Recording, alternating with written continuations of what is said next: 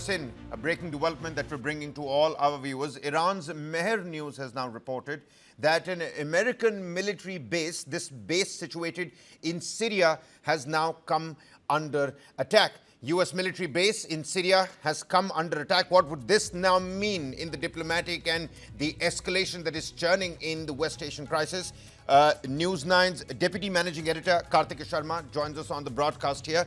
Kartike, about 40,000 United States troops that are stationed across West Asia, 19 different military bases.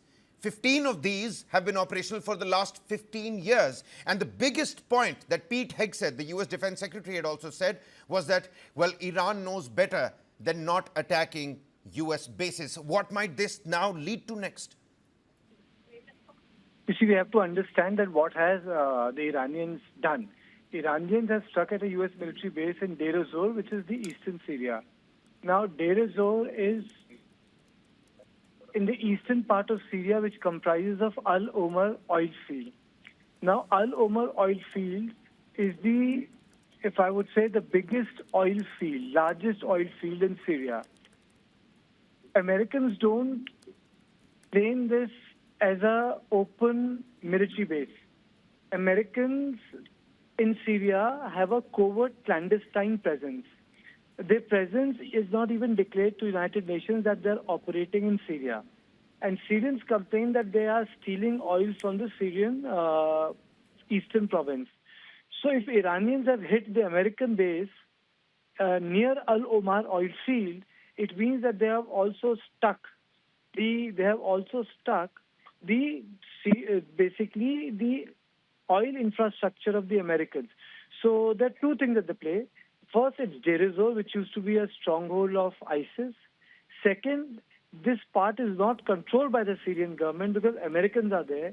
Americans control this oil field, which is known by the name Al Omar, which is the largest Syrian oil field. And the Syrian government has been saying that the Americans are not letting go of it and stealing American oil. So it's a big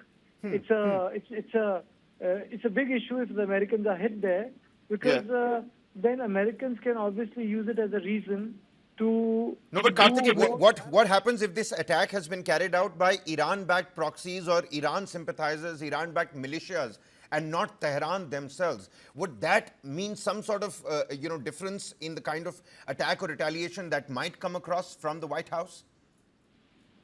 Yes, there might be a retaliation from White House in case there is a casualty in Al-Shams oil field.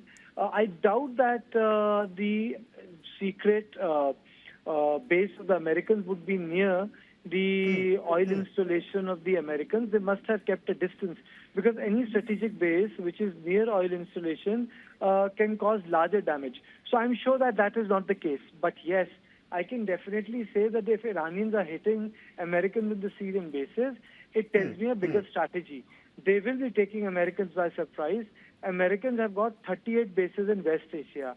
I'm not including Incirlik Air Base in Turkey. There are 2 air bases in Turkey, but Americans have got air bases in Saudi Arabia. They've got air bases in Syria. They've got air bases in Lebanon. They've got air bases in Jordan. They've got air bases in UAE, Qatar, Bahrain, Oman, and Djibouti.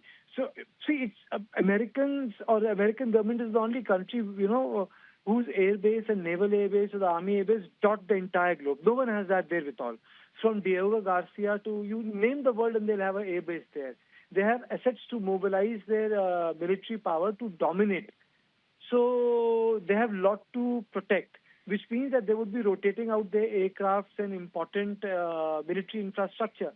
But I would say Iran does not have the wherewithal to carry on this strike any longer. I don't think they have this wherewithal.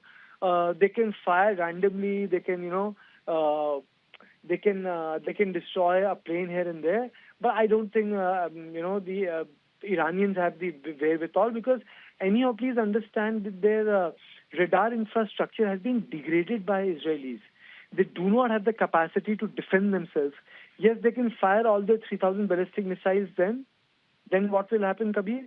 And as war expert says, that any conflict is defined by the limit of your offensive and defensive weapons. So I think the Israelis must have reached the limits of their defensive weapon defined by Iron Dome system, and Iranis must have been also Kartikeya, exhausted, Kartikeya, and they have exhausted their offensive weapons like ballistic missiles. Kartikeya,